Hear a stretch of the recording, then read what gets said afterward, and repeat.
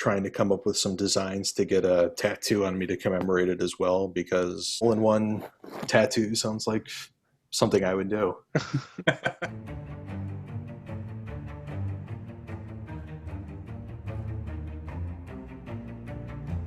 Name is Jacob Hagman, and I got my hole-in-one on the fifth hole on the Legends short course in Champaign, Illinois. That it's a public-private short course, so par 31 or something like that. The date was October 11th, 2020, so just this, couple of months ago. Got out the pitching wedge, and normally if I did a full swing off a tee, that would go well over 100, so I kind of pulled back a little bit. Yeah. And I was playing okay the rest of the round, and this was a hole that has always given us a lot of trouble when we've played, because you're over water the whole way.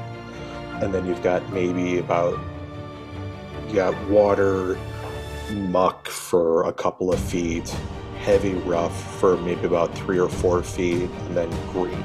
Yeah. So not a lot of room to play with.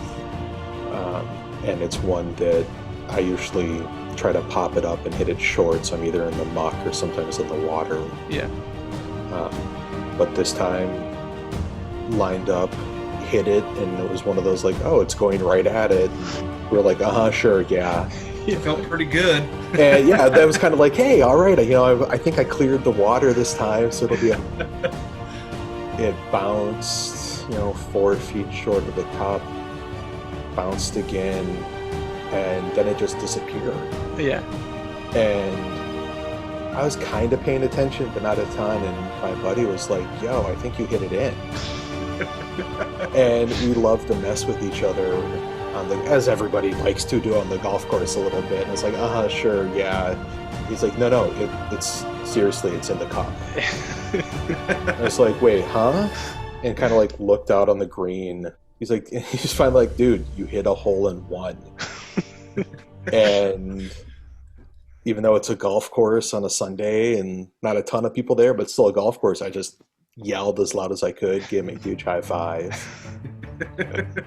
And then he was not pissed is too strong of a word for it, but he still had to hit. Yeah.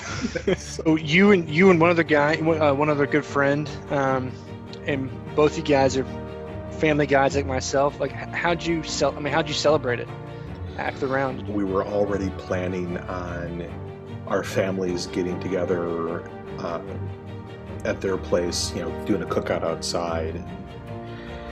He told me before I left to go, pick up wife and kid and everything else. And he's like, you better stop and get something to drink on the way back over here, because I'll buy you the first one, but I'm not buying any more after that. Yeah.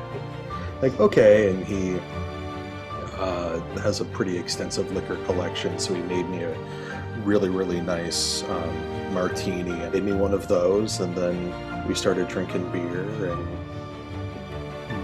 wife was like, today is the day that you can kind of let loose, randomly just be like, hey, I got a hole-in-one. And then after that, she's like, you're done. And as I was explaining to Kyle before you joined us, Brian, occasionally now if I have one too many barley sodas, I'll be like, hey, remember I got a hole-in-one this year? And she'll just be like, you can stop anytime. We're a hole-in-one club. Like, assuming you're a member at the time, like, how do you imagine spending $2,000 in a celebration, or $1,000 in a celebration? If that was something that I was in a spot that I would have that, like, hey, go and spend a couple, up to $2,000 or up to $1,000. Yeah. I probably would have found a way to get my parents, they split time between Wisconsin and Arizona.